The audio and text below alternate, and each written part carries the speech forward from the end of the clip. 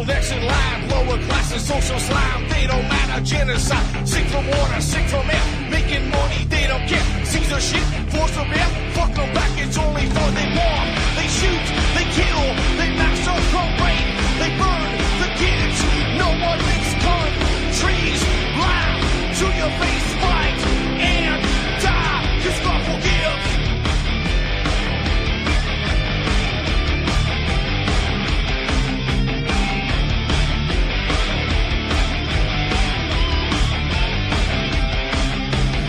Selling lies and buying time, killing people next in line, lower class and social side, they don't matter, genocide, sick from water, sick from air, making money, they don't care, see their shit, force a bear, fuck them back, that's only fair, they bomb, they shoot, they kill, they massacre, rape, they burn the kids, no one makes countries lie to your face, fight, and die, cause God forgives,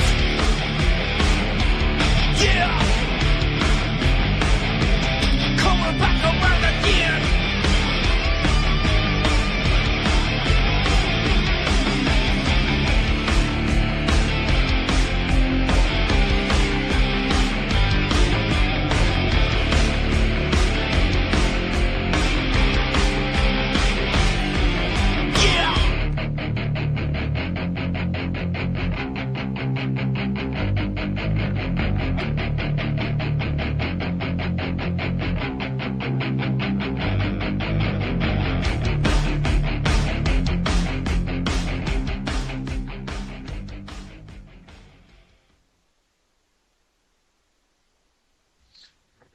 Morning, UCY TV listeners, UCY.TV listeners.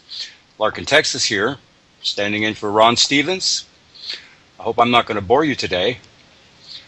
I guess Ron wanted to get some quality time in with the family, doing some kind of car show today, and probably needed a good rest. And so, lucky you get to suffer through this morning with Lark in Texas. It's still morning here in Texas. I know it's noon on the East Coast. But fortunately, as well, we're going to be joined by Chris, also from Canuck Land. Are you there, Chris? Maybe not. Anyway, I'm sure Chris will be joining us in just a few minutes because I'm not really familiar with the setup here at UCY. However, I am a regular listener and sometimes even participate in the chat rooms. Speaking of which, if y'all would like to join us in the chat rooms today, you can simply click on chat, ucy.tv, or you can go to ucylobby.chattango.com. And when I find the call-in number, I'll announce that in a little bit. You're certainly welcome to call in. Today, I'm going to talk about the usual things that I talk about when I'm on air. I've been talking about these particular topics for better than 5 years now.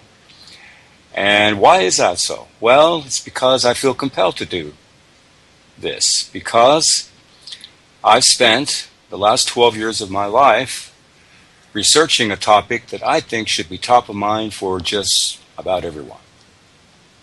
Because it impacts every single aspect of your lives and the lives of your loved ones and your friends. We live in a time, ladies and gentlemen, of actual technological slavery. And let's define our terms. What is a technology? Technology is a tool. That's all, just a tool, something deemed useful or utile. And a rock can be a tool or technology, a lever, a fulcrum, an anvil, a spear, an axe, a radio, a sickle, a scythe, a lawnmower, a bicycle. These are all tools. But man's oldest tool, or technology, is that of language. And we're going to highlight a little bit about that today. And So what do we mean when we say this word slavery? What does that mean? Well, we become dependent. When we are slaves, a slave can't own property. In fact, a slave is the property of another or others.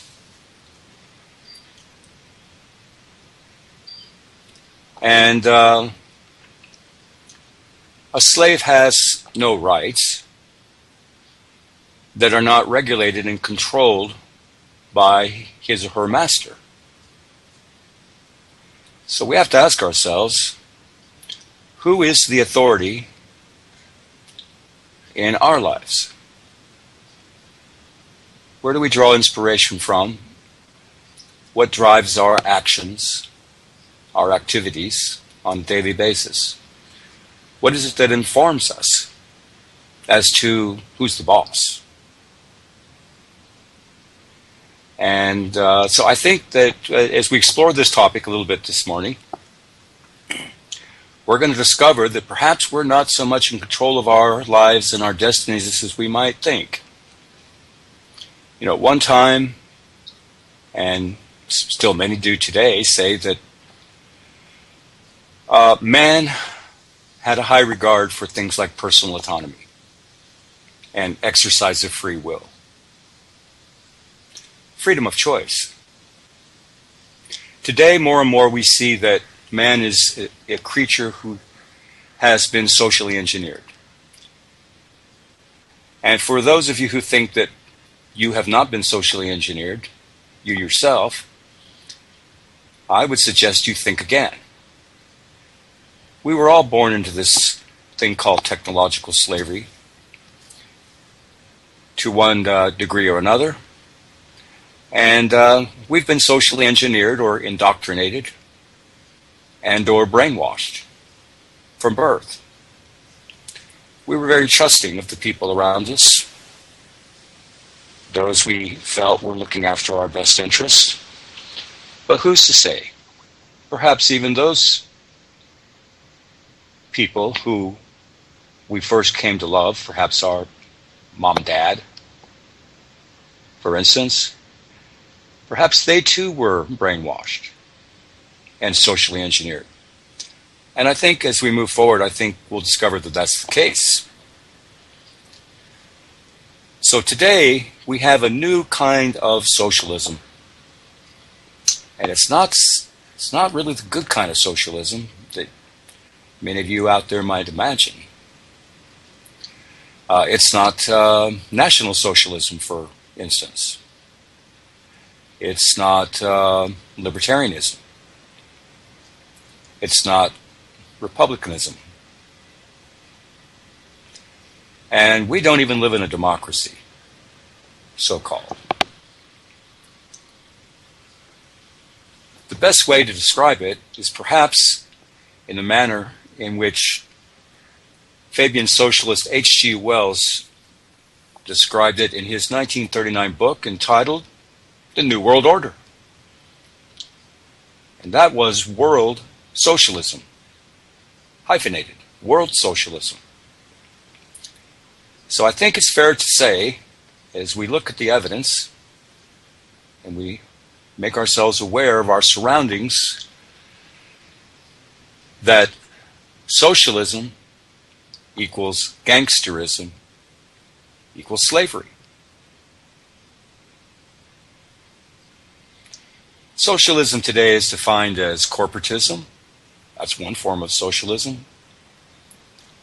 It's defined as communism. And if you were living in Europe and were to speak to a well-read or learned person on the street, they would say that libertarianism is a form of socialism. Just that. I see we've got Chris calling in.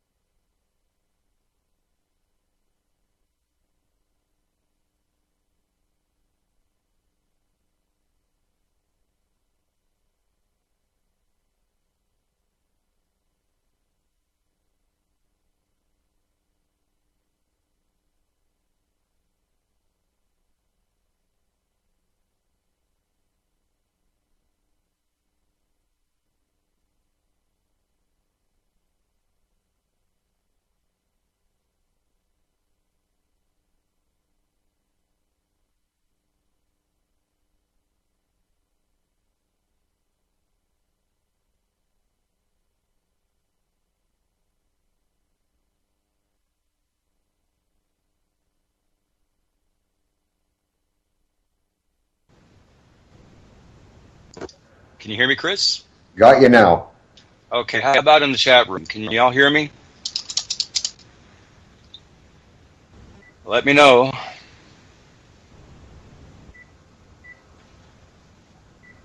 I'm going to try calling you on the UC line. All right, well, that'll work. Let me know in the chat room, ladies and gentlemen, if you can hear me at this moment, and we'll get this snafu behind us.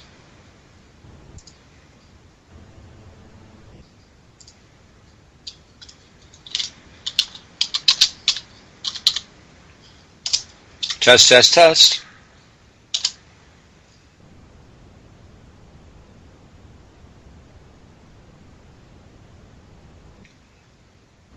So I guess you can hear me now. Wonderful. Okay, well, sorry about that, folks. Tech glitches, that's how I term them. Anyway, back to this thing called communitarianism. Now, you have to ask yourself three questions. And first one might be, what is communitarianism?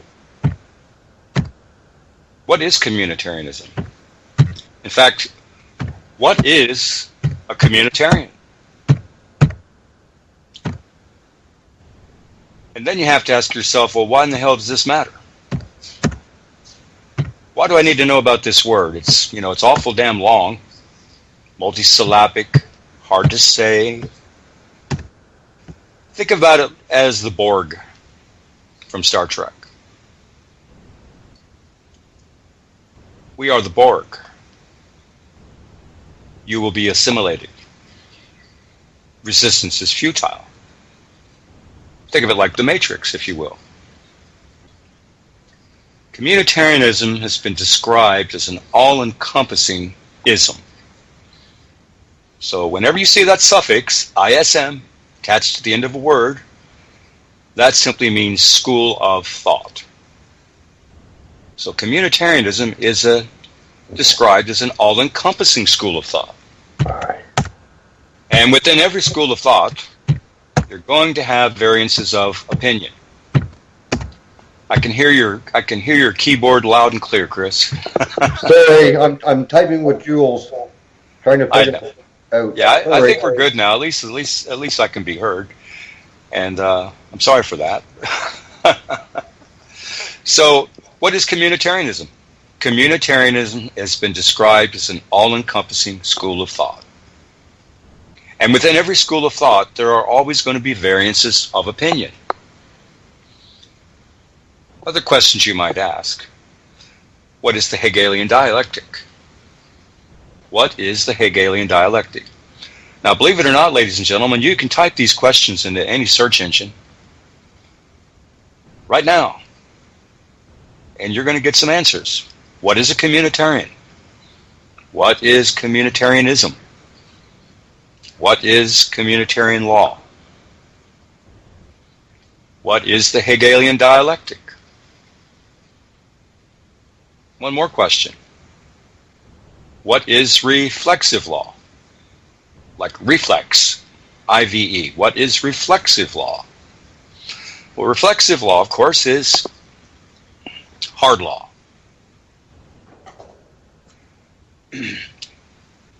The antithesis to hard law, that is.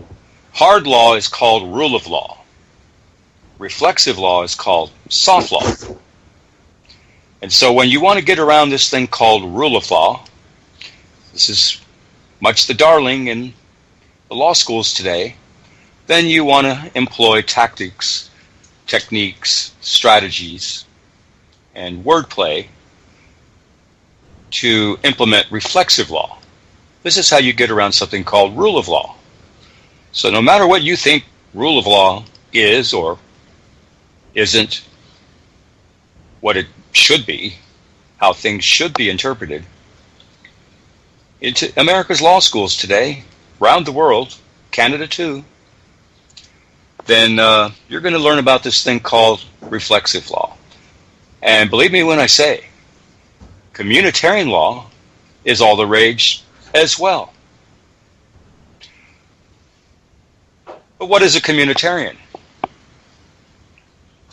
Well, a communitarian is one flavor or another of a U.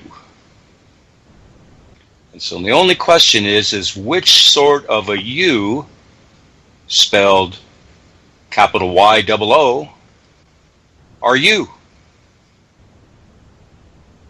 Now there are three types of U's, loosely divided. There's of course the capital E-W EUs. A U, that's the female sheep. And then there is the capital Y-E-W U's. Often spelled with a J, but pronounced like a Mexican might pronounce that word yob or job. And these are people who like to describe themselves as a people apart. The Y-E-W U's. And finally, there's the capital Y-O-U U's. Those are your good corporate citizens. Good corporatist citizens. So the biggest problem in the world today is the problem of the U's. The only question is, which sort of U are you?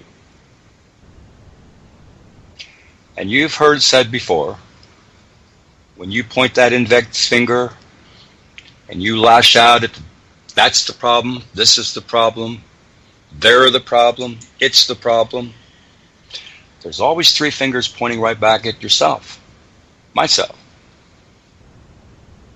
Now this causes us to reflect and bring about introspection, doesn't it? Which sort of a you are you? Now, several years ago, Newsweek magazine had a cover, rather infamous cover. Depicted on that cover was the image of a red hand shaking hands with a blue hand. And we were led to believe, by looking at this image, that this is a red state shaking hands with the blue state. But the headline on that cover of Newsweek magazine, you can look it up, do a search. We're all socialists now. We are all socialists now. And there's going to be a lot of hooting and hollering out there, because, you know, nobody likes to think of themselves as some kind of a nasty thing or what have you. I myself am not a big fan of labels. But you might say, well, I'm no communitarian. I'm not a communist. I'm not a fascist. I'm not a libertarian. And yet some of you out there listening right now would say, well, what's wrong with a communist or a fascist? National Socialist, an international socialist. And so you're not going to get me to comment too much today about the U-snooze or the Talmud vision, because I don't like to react to somebody else's narrative constantly. It seems so fruitless. Doesn't really get us anywhere. How you doing there now, Chris? You hooked in good? Okay, no problem. Anyway, so again, what is communitarian? The short answer, it's one flavor or another of a U. And the answer to the question is, what is communitarianism? What is this all-encompassing school of thought from which no other conflict may arise, the final solution, that is this thing called communitarianism? Remember, just simply a school of thought in which always you will find variances of opinion. just a way to attach a label to a particular type of worldview or thinking. And communitarianism has been likened to neo-colonialism, neo-feudalism, Neoplatonism, also parasitism, which you can liken to freeloading. If you're a Bible scholar, look that word up in your concordance. Freeloading. And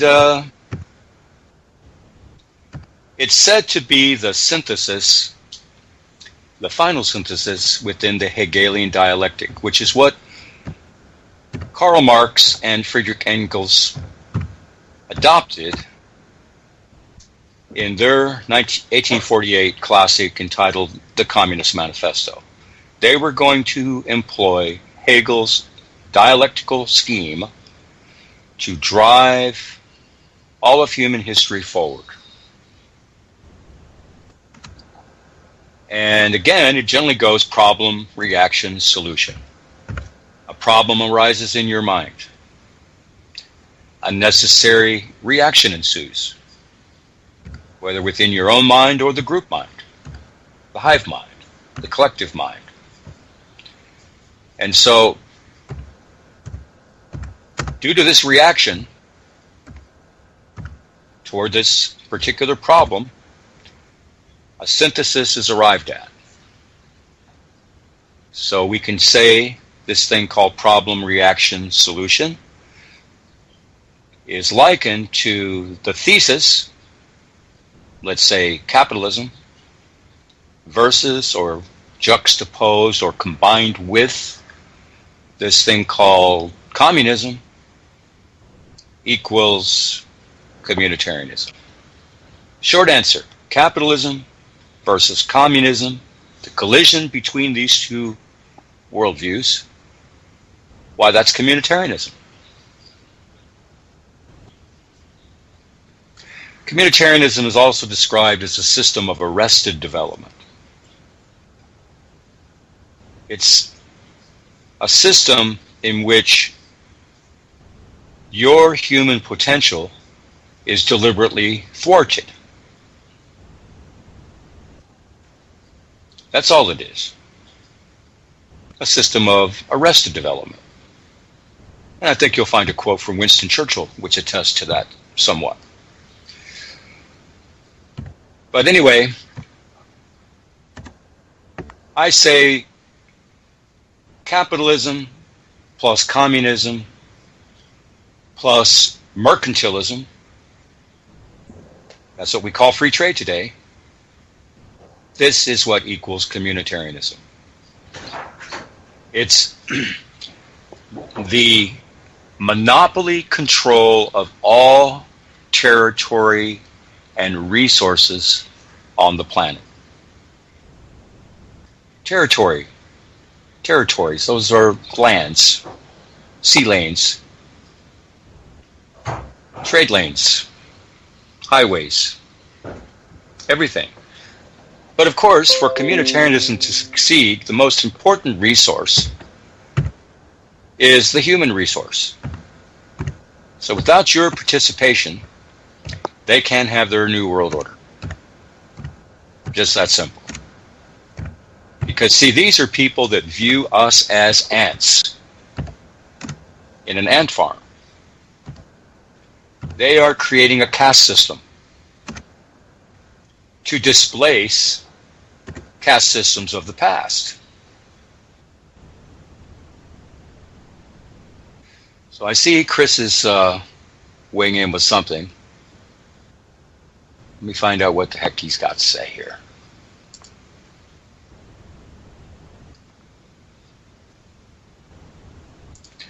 Apparently he still can't get on, or I'm not allowing him to get on. Can you hear me? I can hear you. Yeah. Can you hear me? Jules said that you didn't, you got on to UC, but you got to go to ucy.tv to get the phone line.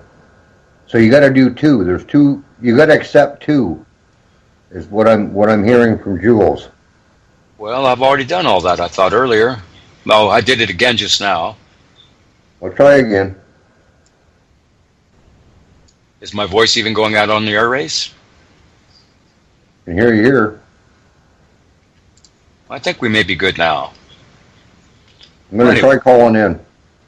All right, very good. Anyway, let me pull up that phone number. If you have an interest in these topics today, I know I move a little bit slow. I talk a little slow. I'm down here in Texas, remember. Perhaps you'd like to call in and lend your voice today.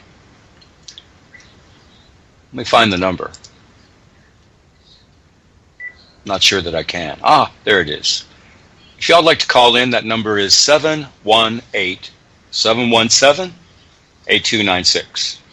718-717-8296. I'm just this dull fellow in Texas who's been studying communitarianism and communitarian law since 2004. And that just happened to be the first year I got on a computer. I was a late adapter. If you'd like to visit a static repository of research notes, you can visit larkintexas.blogspot.com. larkintexas.blogspot.com.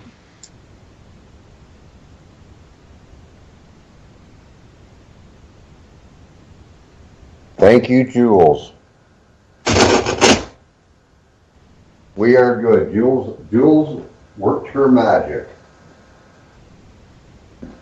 She, and she's not even in town.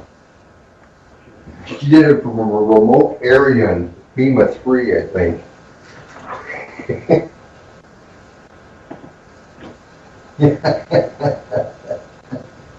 Yeah.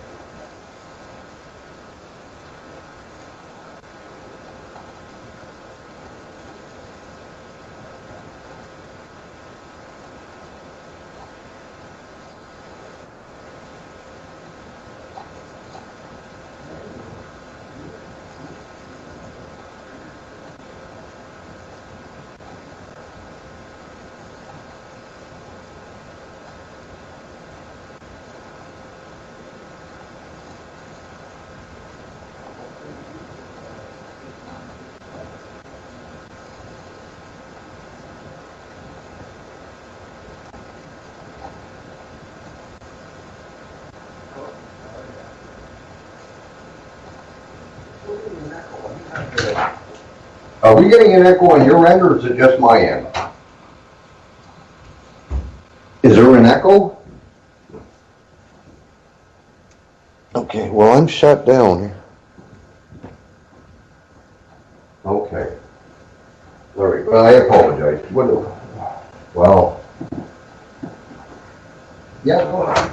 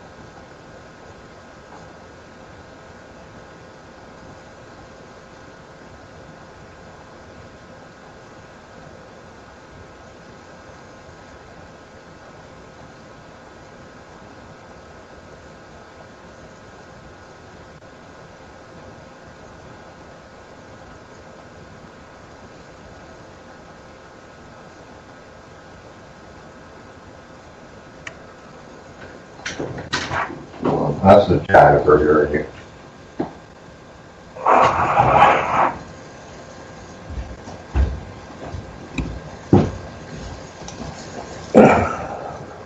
It's a conspiracy, I tell you.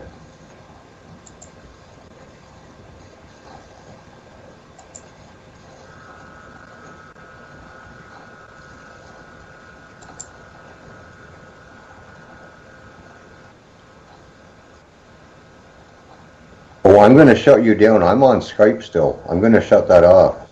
Okay? I'm going to close my call on Skype because I'm on UC line.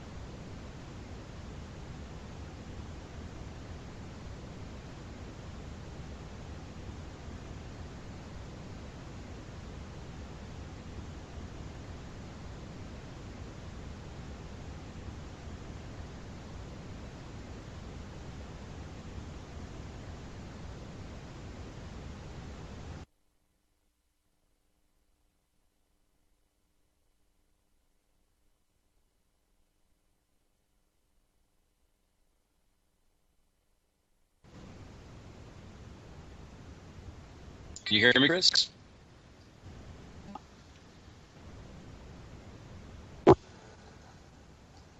Hey, Hello, can you hear me? I got you, but I can't talk on Skype. I was on the landline and then I got disconnected. Well, why don't you call back, I'm or going to call I can back. call you. Are you from Are you 613 area code? Yeah, that's me. All right, let me add to group call. Here we go. Okay, Okay, but not on I've got Skype. You I've can't do got it. you I've got you added to group call. Yeah, but you can't. I can't do it on Skype. It's got to be through the landline. My landline? Well, no. UC when the UC number.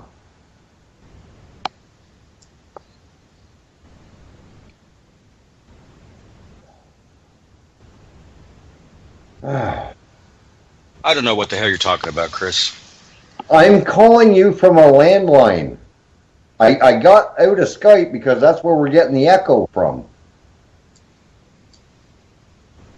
Oh, they can hear us in chat. So you got me in chat, but I need to get on the landline. Well, you tell me how to do that. Why don't you just call the number into the network and I'll add you. That's what I'm doing. Do it now then. All right.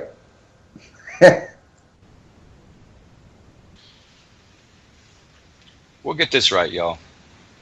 Anyway, back to those questions. If you care about these topics, and you should, I invite you once again. Very simple. What is a communitarian? Type it in your search engine. What is communitarianism? Put a question mark after these questions. And what is communitarian law? And this is why this word communitarian has any relevance in your life at all. Because of its direct connection to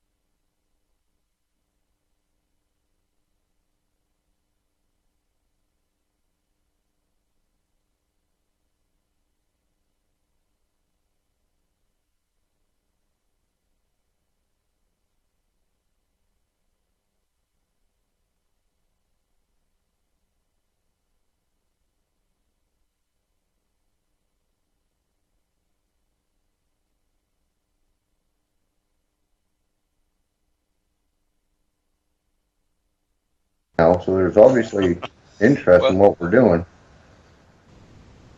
Well, can anybody hear me now?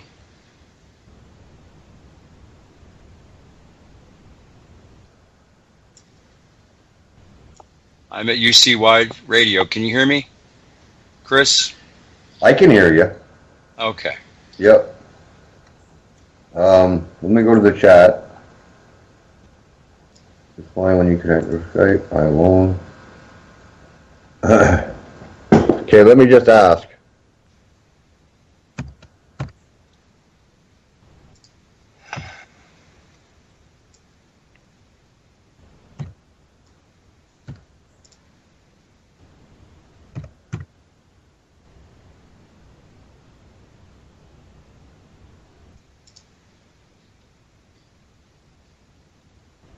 Huh. Said talk. Yeah, we're in. We're live. Has anybody indicated in the chat room that they can hear? Everybody. Son of a gun. There we go. We still got an hour of radio. Okay. Well, so let me pick up where we were, perhaps. I know a lot of y'all out there think that this word communitarian or communitarianism, it's a bunch of bunk. And I understand that because I've been doing this for more than 5 years now. And I can assure you, I've met very few people that demonstrate any facility with the language, demonstrated that they'd read anything that I'd ever suggested they read. And so I understand we're distracted today. I remember reading some time back that 10 years ago, the average American had an attention span of 12 seconds. And in the span of 10 years, it's been reduced to 8 seconds. So you might ask, well, what is the problem? Well, it's the frenetic pace of modern life in the information age. It's the consumption of media, which is unprecedented in man's long history. Go to a website, lindastone.net. Are we afflicted with something that she terms continuous partial attention? I think so. I often say I'm surrounded by zombies and criminals. My goodness, Lark, what do you mean by that? A zombie is simply rather much like a rabid dog. The dog, just like the zombie, is not fully possessive of its own mind.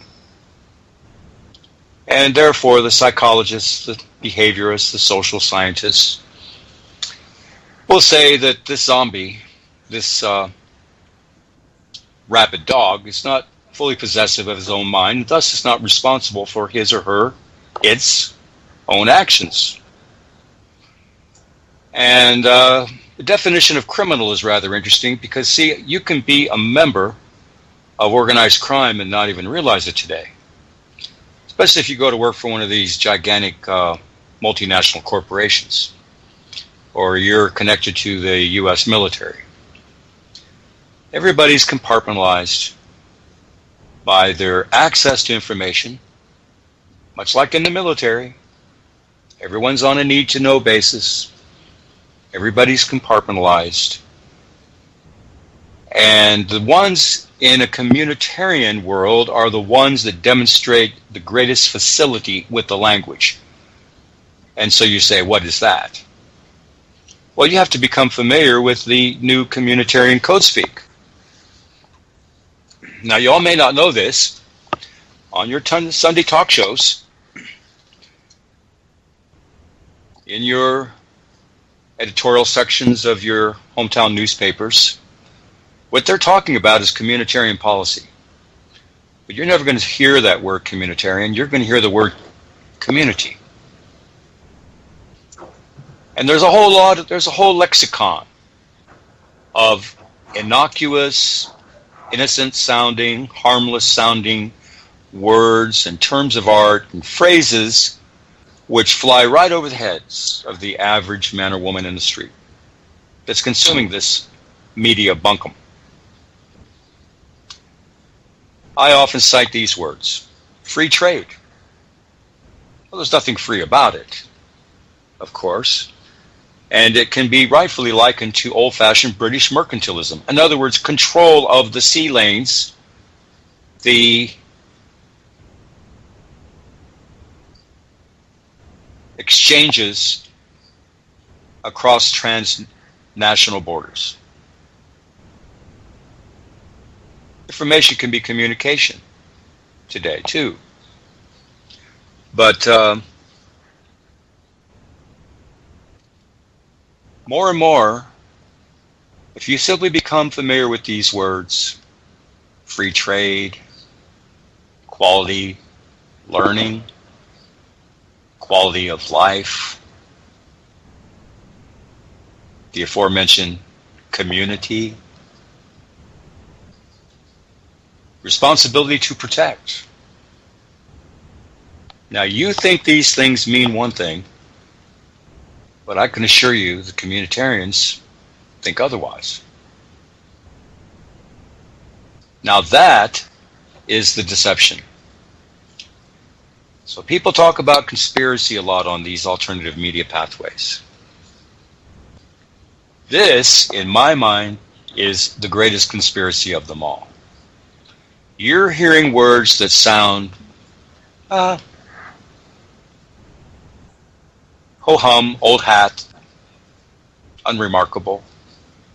But the communitarians are speaking in a language much like the Freemasons communicate via hand signs, shall we say.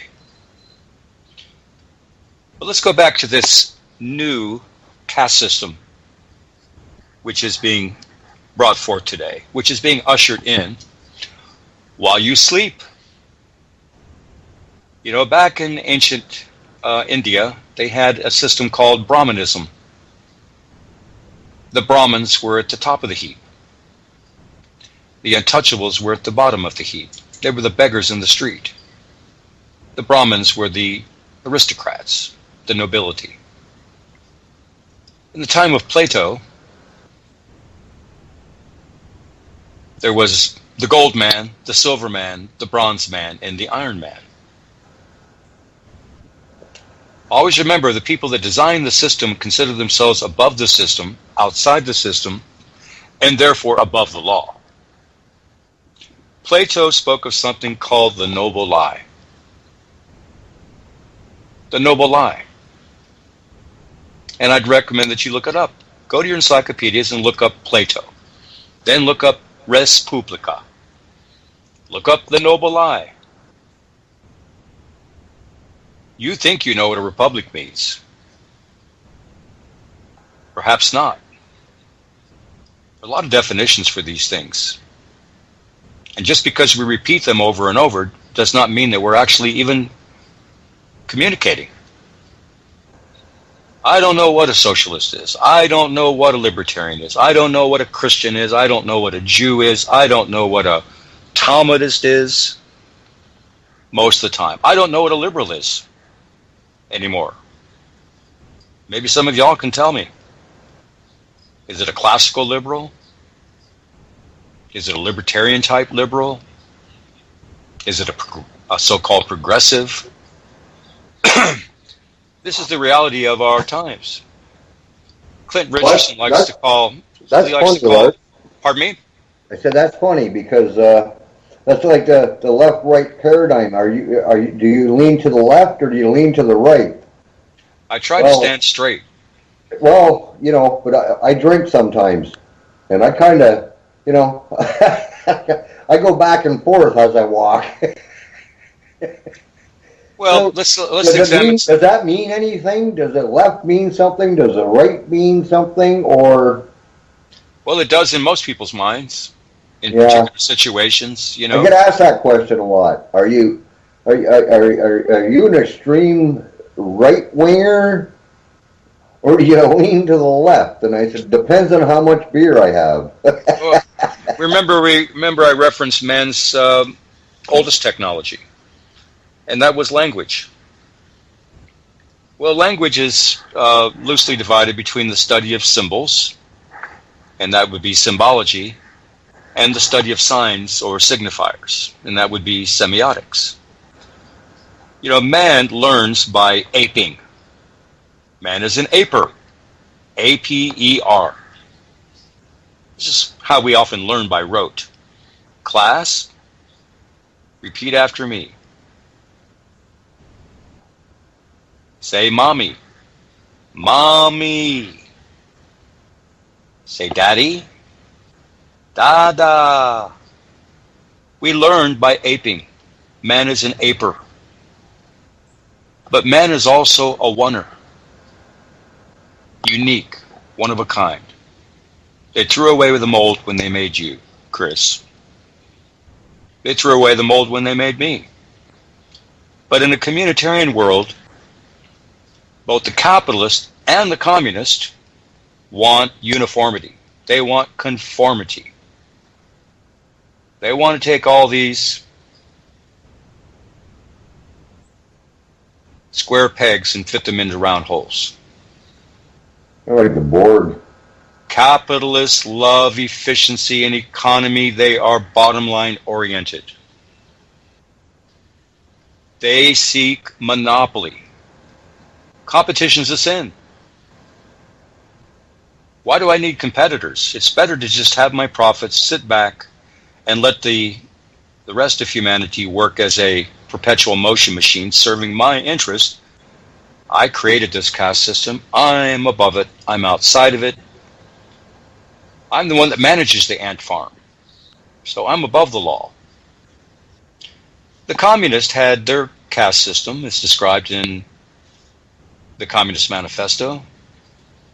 There was the intelligentsia, the nomenclatura, the bourgeoisie, and the proletariats.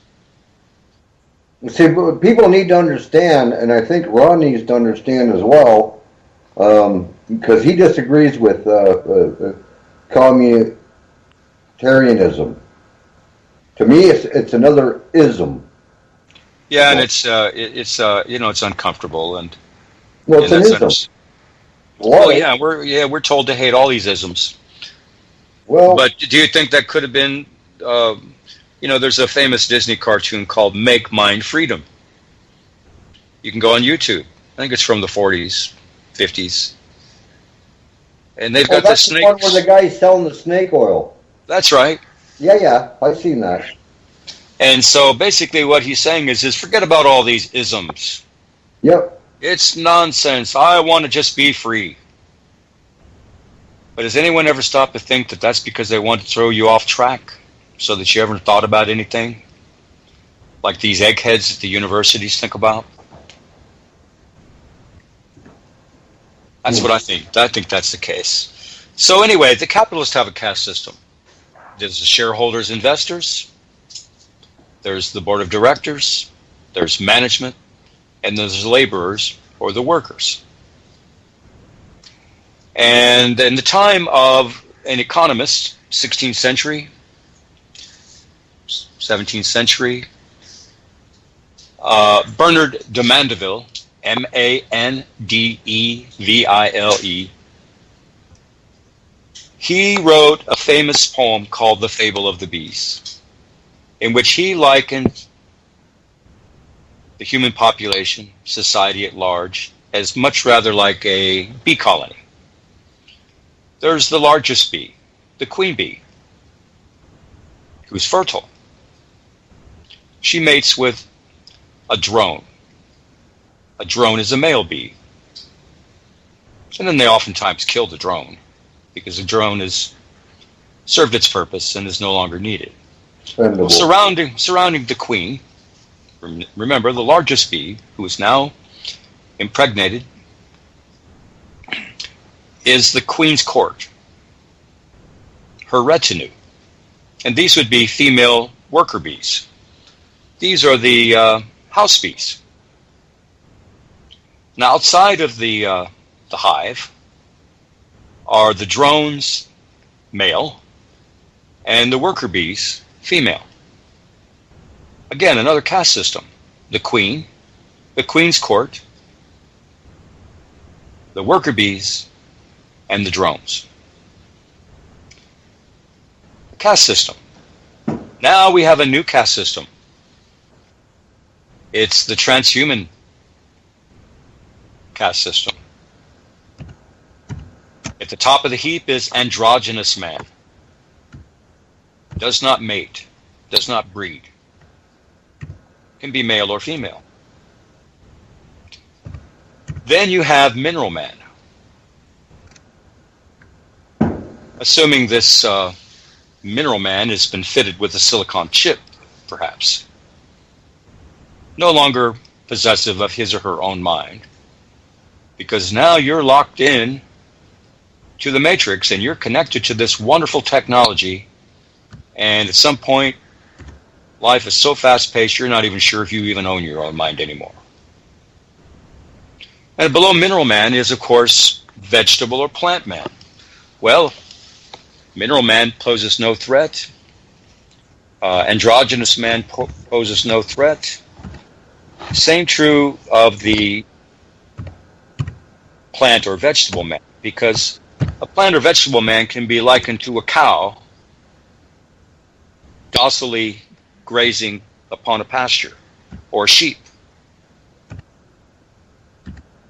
You know, they're willingly fleeced regularly, milked regularly, and they're being bred before finally being led to slaughter. But the bottom of this new caste system is animal man. Now this is the man they fear the most, because you can't control animal man, and animal man is said to be violent, a threat to the creators of this new caste system, the designers of this new caste system. And this is what's happening today. This is what is being enculturated into the society at large. We're being molded, shaped, formed to serve a particular role, a purpose. Socialism equals gangsterism equals slavery. Gangsterism, organized crime made legal. That's all it is, gangsterism, organized crime made legal.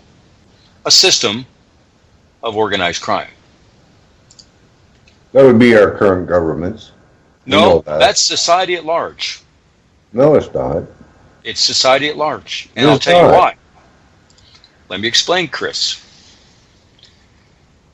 When you're part of a large organization, the hive, you can't say for certain if you are indeed a part of organized crime or not unless you step outside the dialectic.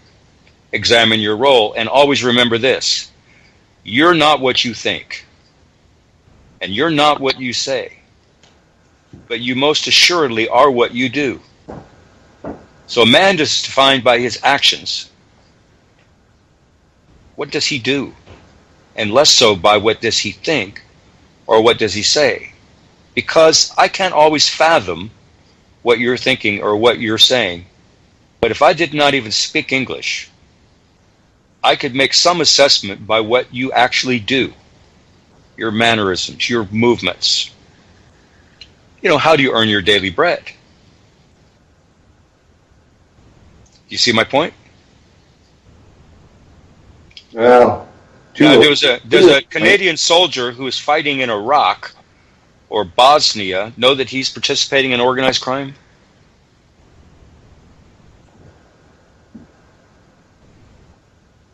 Yeah. My grandfather fought in World War II. Don't really want to brag, but well, he's dead now. But he knew what he was doing. He knew he was fighting the wrong army.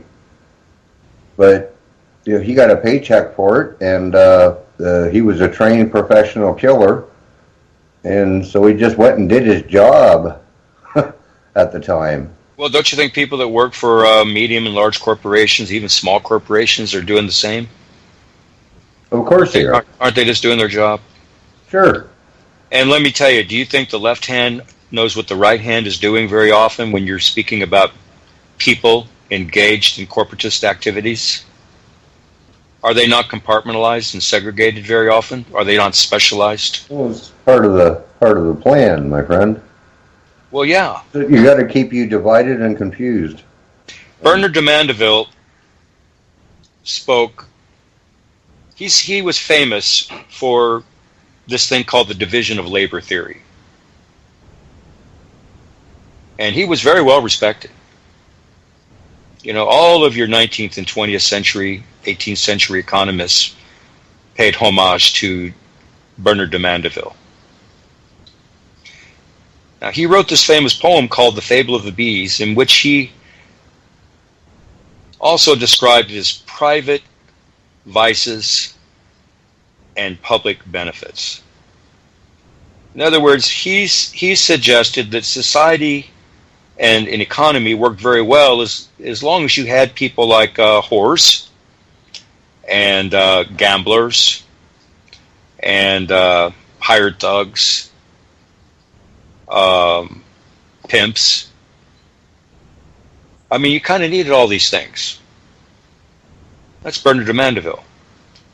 And economists of his time and afterward, they said, you know, we kind of do have to have private vices because it serves the public benefit. And of course, the socialists always talk about the common good, right? Now, there was another famous philosopher slash economist slash sociologist, and his name was Jeremy Bentham. And Jeremy Bentham is said to be the founder or the father of something called utilitarianism. Another ism. Yeah, in other words, he and his contemporaries, just like people do today, they make a study of what is most beneficial to the most number of people at one time.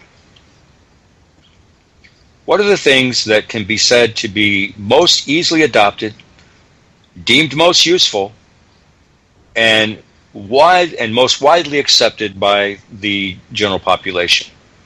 This is the study of utilitarianism. Now, Jeremy Bentham also commissioned a drawing for a model prison. And he called this model prison a panopticon. Panopticon. A model prison. Now, it was organized much rather like a labyrinth or a maze, in that the prison population could only see 2 or 3 guards. Now, of course, they were locked up. They were prevented from escaping. They were in a pen, much like a feral hog is attracted to corn that somebody sets out for the feral hog. You build one side of this pen one day, put out more corn, more feral hogs come, then you have a second side of the pen, put out more corn, attracts more hogs. Free food. Benefits. And before long, you have a pen with a gate. And you have a bunch of hogs now feeding on this free corn. You close the gate. Alexander Solzhenitsyn won a Nobel Prize or a Pulitzer Prize, one or the other, for the Gulag Archipelago, in which he described a system of prisons or work camps, slave labor camps, much like in the form of an archipelago. Like the Aleutian Islands is described as an archipelago, or the Empire of Japan is described as a chain of islands. This is what we have in the U.S. today, a chain of model prisons. But of course, the capitalists are very much into efficiency and economy. ergonomic and efficient management of one's assets or own household. And so this model prison is designed in the information age to have the most efficiency and ergonomics built into it. And that's why the popularization of the personal computer from the early to the mid-90s has ushered in this thing called communitarian law enforcement. We now have instant connectivity. It's easier to control a population when you have instant communication. And that's why they want every Bantu, Ubangi, Aboriginal tribesman in the world to have a smartphone. Self-monitoring of analysis and reporting technology. System doesn't work unless you buy into it and you feed it. Now, if you're I don't want to take you off your thread, but it's funny you say that. Now they got that new Pokemon fad going on here, and we had an issue in my neighborhood with a kid stealing some bikes, and they dropped the bikes, but they had their iPhones and their lights were going so they could see where they were running. And then about 10 minutes later, I had a couple of kids come down with their iPhones going, and I thought it was the same ones coming back to get the other bike that they dropped when I chased them. And turns out it was a 12 and a 13-year-old kids, and they said, "We didn't do anything. We're just chasing Pokemon."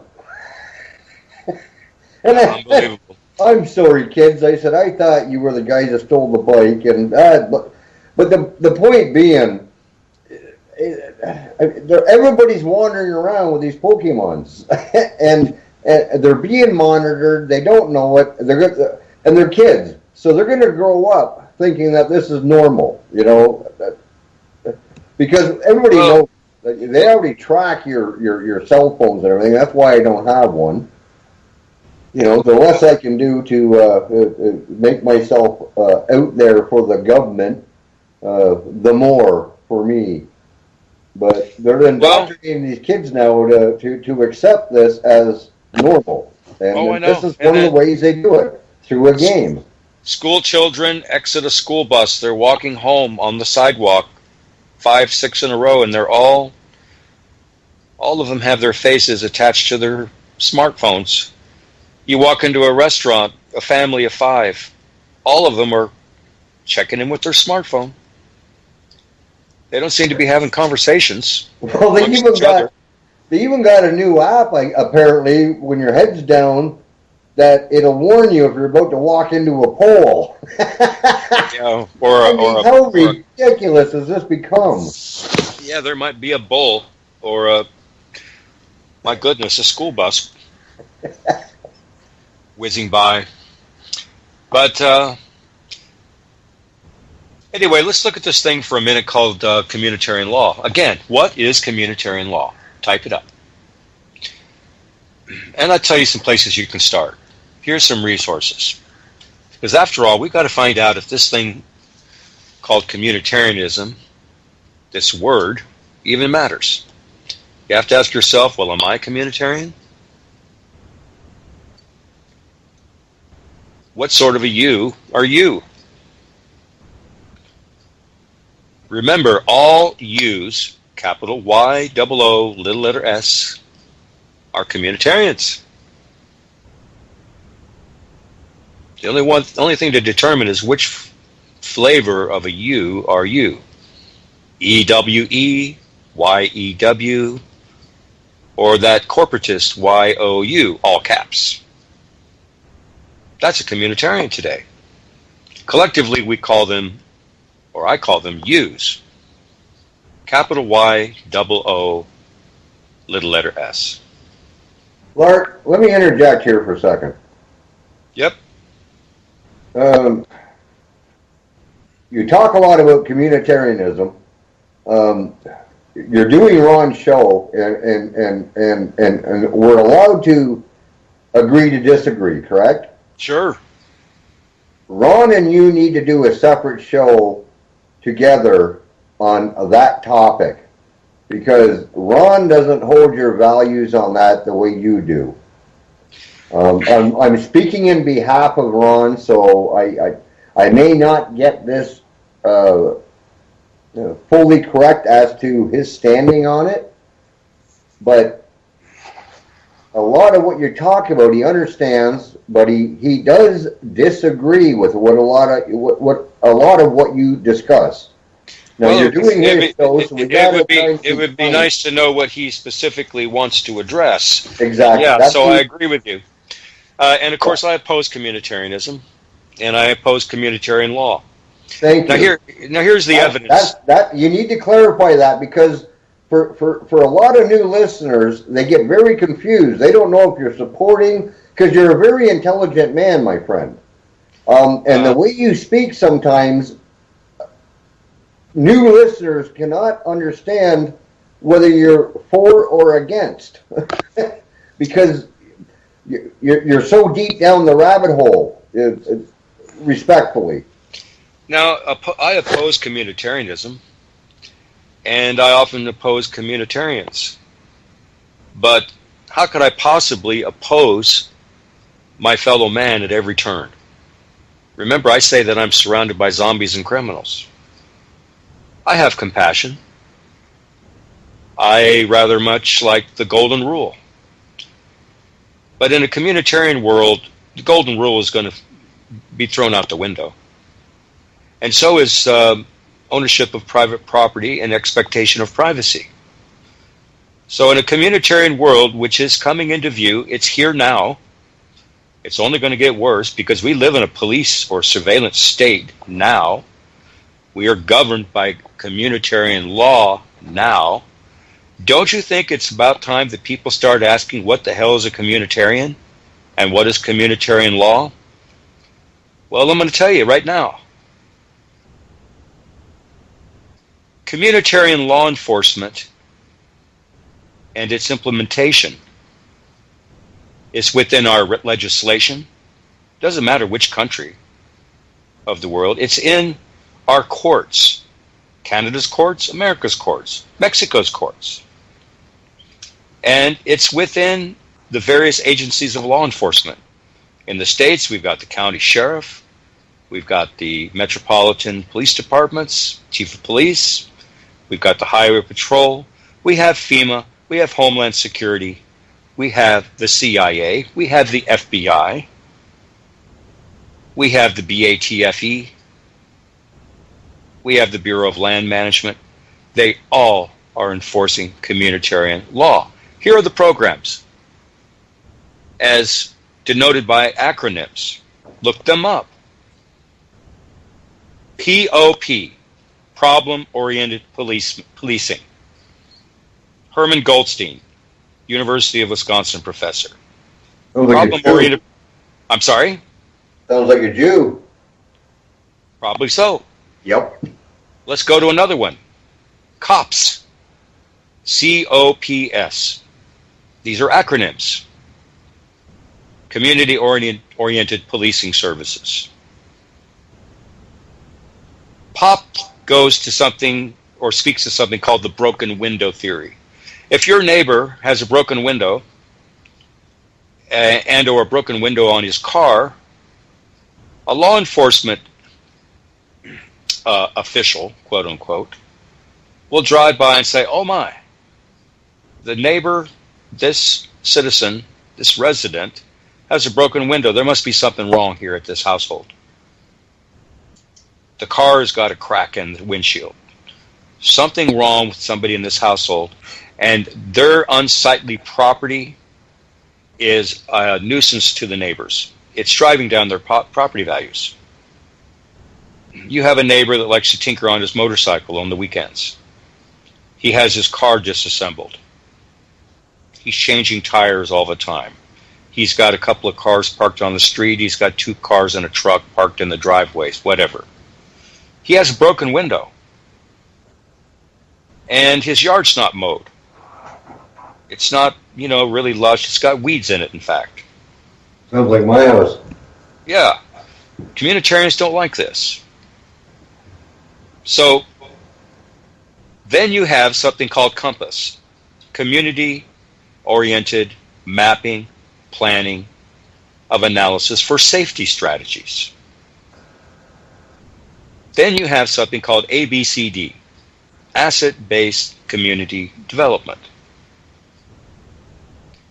Then you have something called Falcon, like the bird of prey, falcon. And this goes to cybercrime. Now, there was an organization still in existence. It's called JINSA. JINSA.org, Jewish Institute for National Security Affairs. They put into place something called the LEAP program. LEE as in Edward, P as in Paul. LEAP. That's the Law Enforcement Exchange Program. Now, this is in the States, of course. I'm not sure about Canada, but the people of JINSA decided, and they lobbied for, and were successful with this program called LEAP, because they felt that American law enforcement officials, no matter from which agency, needed to go to Israel to learn how to battle terrorism and the terrorist. Because, of course, they were the world-renowned leaders in the battle against terrorism. And so what they did is they organized these junkets, these pleasure crafts, and these vacations for these deputy sheriffs, these deputy dog metro policemen, from every law enforcement agency of this country, and they paid for their visit to Israel for 2 weeks so they can learn from the world experts on terrorism how to learn to treat Americans just as the Israelis treat the Palestinians. They're doing a fine job. That's right. So when we talk about communitarian law, we're talking about something that can't be described necessarily as fixed law. It's not fixed law. It's interpreted in different ways because, see, attorneys and judges, politicians and the like, they're members of a criminal protection racket. They would love to get you in the system because they're making bank, right? And they serve process. Attorneys today, law students in law schools, they're being brainwashed to serve this process. And they learn about the rules of court, the rules of evidence, the rules of civil and criminal procedure. And they learn about this thing called stare decisis, or case law, precedents. And then they get unleashed into the world. They go into private practice, they join a small or medium, large, or a large-sized law firm, and now they're serving communitarian process. They're also enforcing communitarian laws. Here's some evidence for that. Look it up. Harold Berman. The late Harold Berman. Law professor at Harvard University for 40 years. Law professor at Emory University for 20 years after that. Widely recognized as one of the world's foremost Soviet legal experts. You have to ask yourself, how is an American law professor that's been teaching law students for 60 years, what is he teaching? What kind of law is he teaching in these law schools? Is he teaching American law, common law, constitutional law, or Soviet law? Perhaps it's Talmudic law. Now, your average so-called Jew today, they don't know what's in the Talmud. They don't know what's in the Zohar. The average non-Jew doesn't know what these are in these things. Most so-called Jews do not even study the Zohar, what we term the Kabbalah, until they're about 40. And which sorts of Jews do you think have penetrated America's law schools, medical schools, universities? They own them all, my friend. Who controls the public school system, the private school system? They own them too. Who owns the brand, Common Core? Who owns the means of production of this thing that we call media, even alternative media? Who controls Wall Street, Madison Avenue, J Street? They own them. So we have to ask ourselves, is it any wonder that this thing called Talmudic law has not entered into America's law schools, into their courts, into Canada's law schools and their court system? Rockefeller's made the education system in the States and in Canada, and also the health system. We have so-called free health care in Canada. You guys got Obamacare now, apparently. But Rockefeller were behind both of them, and he's just a bitch boy for the Rothschilds. Well, I mean, all we need to do is just do a search, Rockefeller Medicine. There's a documentary on YouTube. There's a PDF, a book you can read.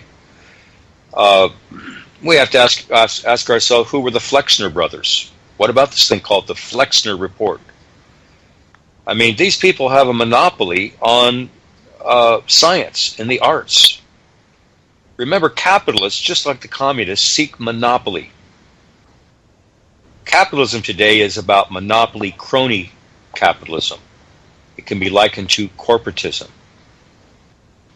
Both groups, capitalists and communists, seek to control the means of production. They want a monopoly.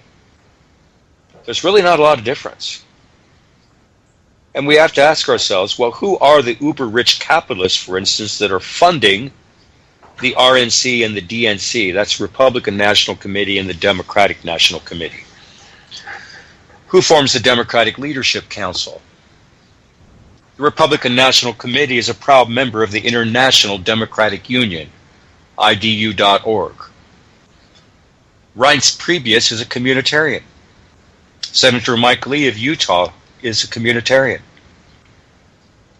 Examples of communitarian organizations: U.S. Conference of Mayors, also known as a syndicalist organization, National Governors Association, all trade unionists, blue-collar and white-collar members of trade associations are syndicalists, which is a form, an aspect of this all-encompassing school of thought today called communitarianism. And so we're all of this hive mind today. We're all conscripted to be part of this matrix because we voluntarily participate. Hey, Lark. Yep. I don't want to take you off topic here, but I've been asked by dozens of people if you have a lighter side. Yeah, sometimes when I'm talking on the radio.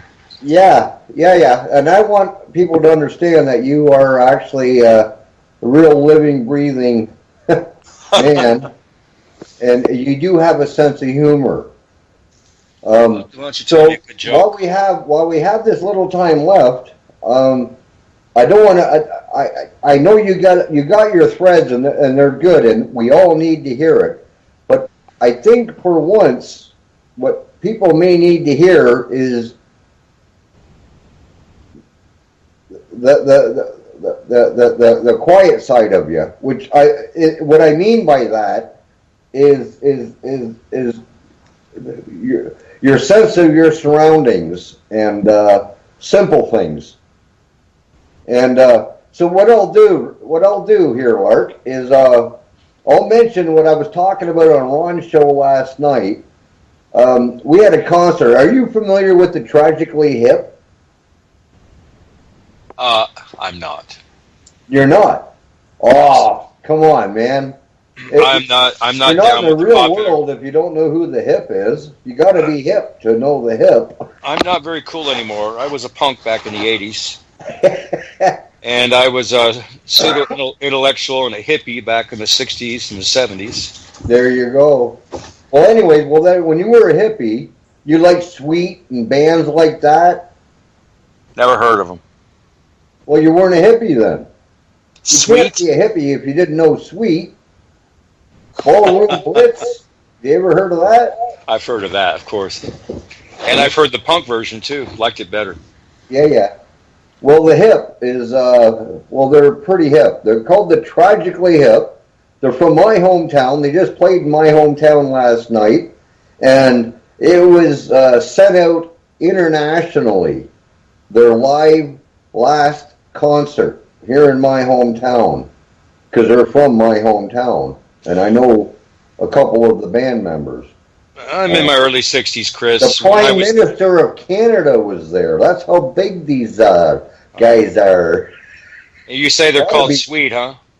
Pardon? They're called Sweet. What'd you say the name was, the band? No, Sweet. That's from the 70s. No, Tragically Hip. Oh, well, I'm tragically unhip anymore. Yeah. When I was 18 and 19, Chris, one of my roommates had a photo album of him partying with the Beatles. And my best friend in high school and into my first couple years of college was a lead guitarist. And he was highly sought after. He was one of the hottest lead guitarists in Texas. Right on. He could play Crossroads by Cream, lick for lick, when he was like 14 years old. Cream, there you go. There's a good band. So, and then... my point being, like, last night was a big deal. Like, I was talking with Ron, because I missed half his show, because I was listening to the Tragically Hip. My bread and circus. And Ron was just shaking his head. He's trying to do his show, and he's going, I warned him in advance. I said, you're not going to get many listeners tonight because the Hip's playing right now. It's their final concert in Kingston, and the world is listening. And, it kind of pissed him off. But about 10 to 11, the concert ended, and then I got on air with Ron, and we didn't discuss it much. But point being, I wonder, is Ron tragically sometimes you got to have a little fun, and I had that last night, and people want to know, do you actually, relax a little bit sometimes and have fun? Or I relax as much as possible. Yeah. And all the time. No, I mean that respectfully, because you're a really deep thinker. Well, the only reason I speak out about these issues is because so few others are. Yes. Well, no. There's quite a few that are starting to get their own shows and doing their thing, and they're high quality. We've got, well, you had your own show at one time, right? A couple times. Yeah. And you got Ron, you've got Hal Anthony. Well, just go with UCY for example. You got Hal Anthony. You've got Primer Time. Jules, obviously, and Hal Anthony, really cool guy. You listen to Hal, right? Oh yeah, I like Hal. Yeah. Actually, I listen to several of the shows. I mean, there's I'm a big fan of quality people delivering information, and we just got to get it out there to more people. Well, it's what's curious to me, Chris, is that nobody seems to be interested in the topic. And frankly, after about 6 years or so talking about it, I'm really getting tired of talking about it too, because nobody really wants to read anything. They don't want to listen. You know what? Lark? They just don't give a damn. Lark, you know what? Clint Richardson does a show with Shawley on UCY, Clint Richardson actually, well, I think you know him from RBN. Oh yeah.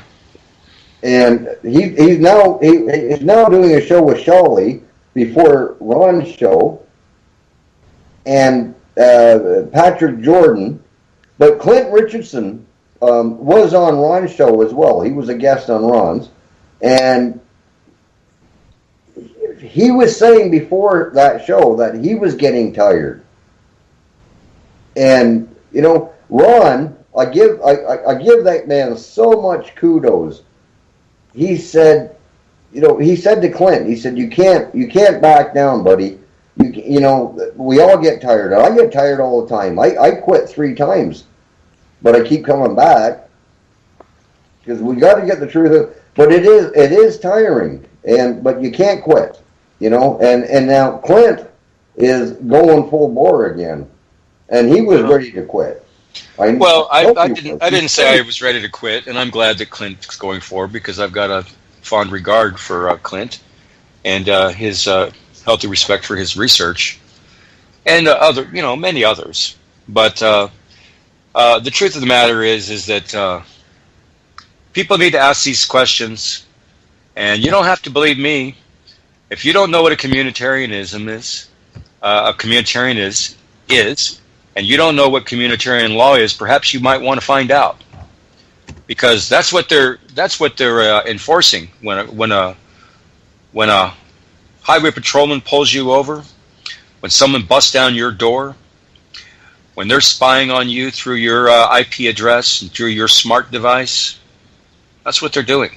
They're implementing a worldwide police state, a surveillance state. Communitarianism is a form of modern totalitarianism.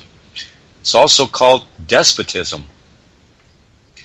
And your average man or woman on the street out there is just not curious about these words. And that's why I've devoted a dozen years of my life to learning about this thing, because I knew damn well from the get-go, your average guy and gal out there, they weren't going to look into this stuff. It's so dry. It's so boring. They weren't going to look into it. But I can assure you, these people in the parliament, the parliaments, the congresses, if they don't know right away, they soon learn what's going on. They're basically serving a large agenda. They're serving a large agenda. The left agenda serves one aspect of it. The rightists serve another aspect of it, but it's one agenda. It's one agenda. And, when you think about this onslaught, this bombardment of words, whether in the form of regulations, codes, statutes, rules, ordinances, can't we liken that to the Talmud? Could we not liken it even to a King James Bible with over 1,000 pages? Look at the Protestants and the Catholics, which are splintered into 1,000 different denominations and sects, schools of thought. Same thing is true within Judaism, Buddhism, Hinduism, etc. But communitarianism seeks to unite all of these schools of thought into one. And at the end of the day, when we have a problem, reactions are forecast or anticipated, the communitarians always want to have a predetermined solution. Because they want a system in which no more debate, no more conflict, no more discourse, argument can arise. And that's what communitarianism is. All solutions in a Hegelian dialectic, problem, reaction, solution, are communitarian solutions. The individual be damned. And you think you're part of the community, well, guess what? You're really not. You are the target of the stakeholders who have skin in the game. the economic developers, the designers of this system. Hey, Lark. Yes. These are personal questions I have. Yeah, go ahead. And I don't want to go too long on it, but you and I have issues regarding two people. Oh. And do you remember who they are? No, and I don't really like to talk about personalities too much because, I mean, everybody's unique. You did it yourself. You did it yourself, my friend. What's that? You talked about against Mae Brussels and Bill Cooper. Mae Brussels. And Bill Cooper. Yes.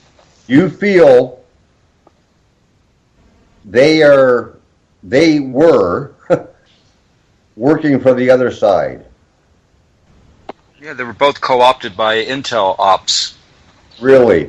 So Yep. Mae Brussels was murdered, Bill Cooper was murdered, and Bill Clinton said that Bill Cooper is the most dangerous man on radio, and he ended up dead on his front yard. They let him bleed out all night, but he was co-opted. He was working for the other side. Let me put it this way, my friend. Look up Mae Brussels and look where she came from. Who were her parents and grandparents? Do the same with Bill Cooper. Now, I found both of these people enormously entertaining. I used to love Sherman Skolnick, even Lenny Bloom. A lot of people I like. I can like people and disagree with them. And so too is true of people like Mae Brussels, singular, and Bill Cooper. But see, anybody that is taking a side in a communitarian world is advancing the dialectic. In other words, it's really helpful to appreciate. What side was Mae Brussels and Bill Cooper taking? Mae Brussels was always talking about those terrible Catholic people in the Vatican, those dastardly Nazis, Jew run, and everything else. I think she's entertaining as all hell, and I've listened to a lot of her. Don't get me wrong, but let me share with you something, Chris, so that as we close the show out, because I know this has been rather corrupted narrative today, and I apologize for that, but I'm going to share with you something. This is from the Anti-Communitarian Manifesto. Archive.org. Type in the Wayback Machine, Nord, N-O-R-D TWU.net. Click on books, click on research, click on wherever you like. This is a huge repository of research notes for someone who studied this topic since 1999 and 2000. Mickey's daughter was like 9 years old. She's 30 years old now, just like my communitarian niece who just got her PhD in California. Read the Anti-Communitarian Manifesto. Read the damn thing. But here's an extract, or an excerpt from it. In 1847, the London Communist League, Karl Marx and Friedrich Engels, used Hegel's theory of the dialectic to back up their economic theory of communism. Now, in the 21st century, Hegelian Marxist thinking affects our entire social and political structure. The Hegelian dialectic is the framework for guiding our thoughts and actions into conflicts that lead us to a predetermined solution. If we do not understand how the Hegelian dialectic shapes our perceptions of the world, then we do not know how we are helping to implement the vision. When we remain locked into dialectical thinking, we cannot see out of the box. Hegel's dialectic is the tool which manipulates us into a frenzied circular pattern of thought and action. Every time we fight for, or defend against an ideology, we are playing a necessary role in Marx and Engels' grand design to advance humanity into a dictatorship of the proletariat. The synthetic Hegelian solution to all these conflicts can't be introduced unless we all take a side that will advance the agenda. The Marxist global agenda is moving along at breakneck speed.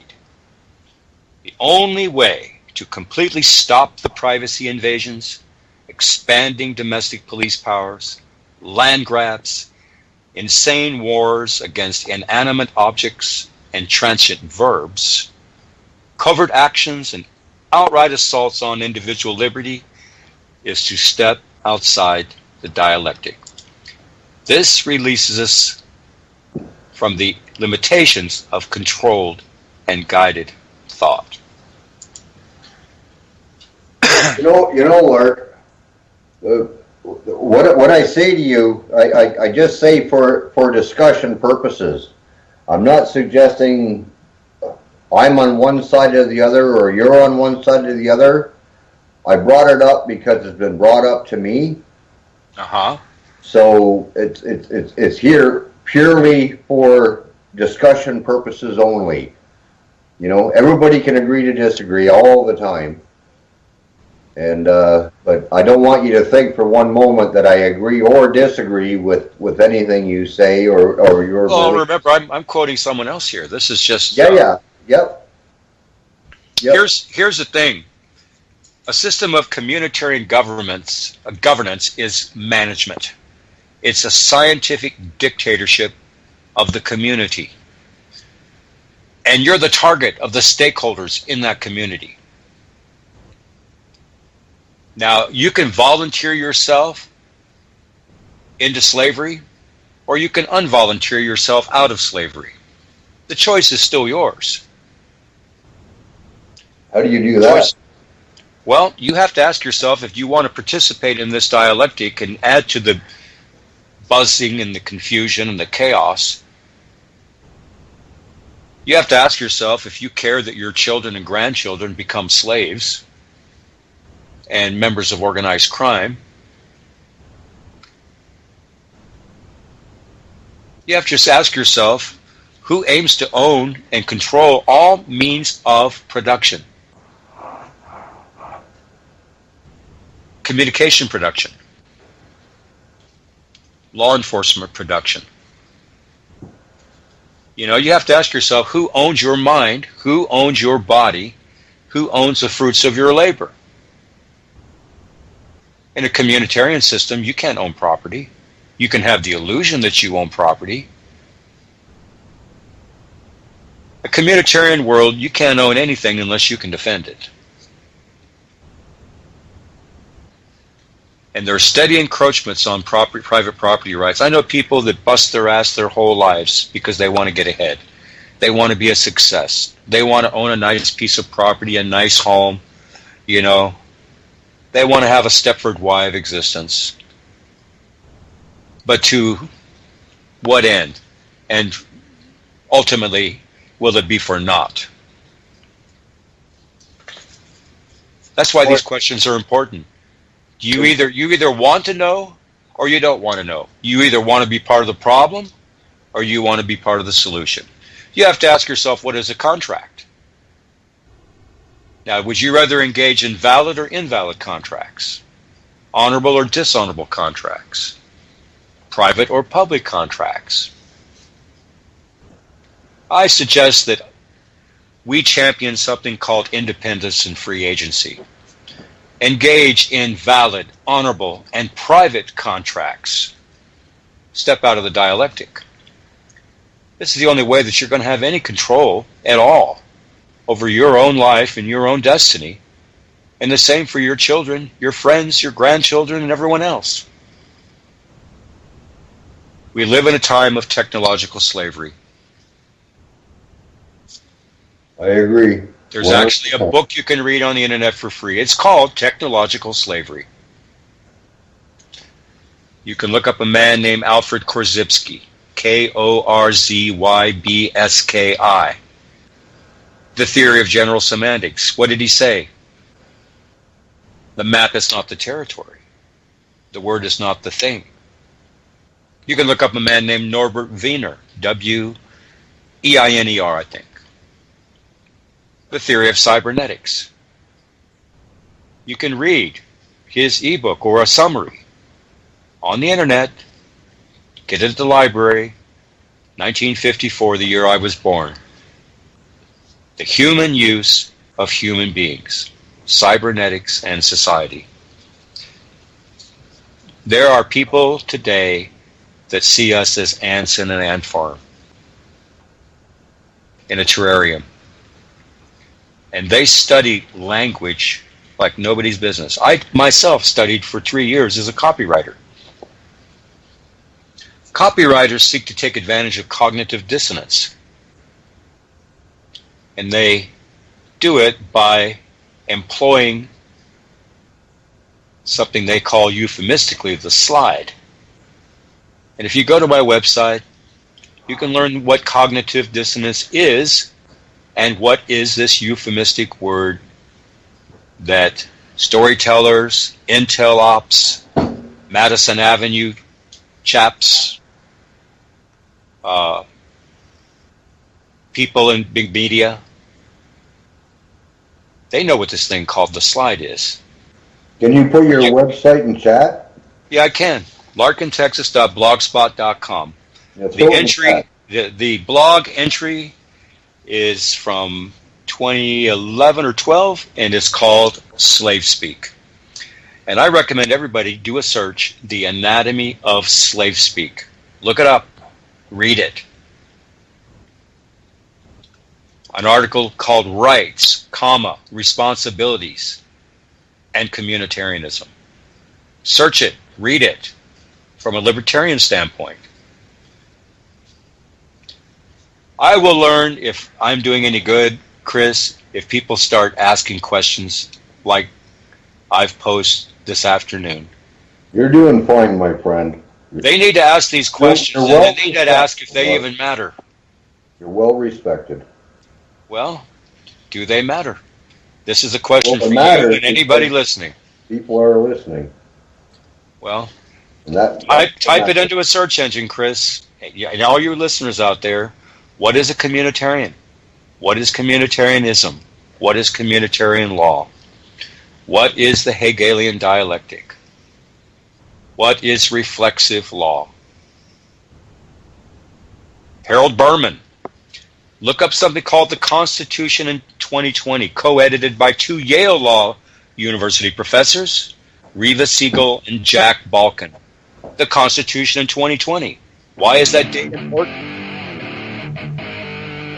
Thank God. Thank you, Lord.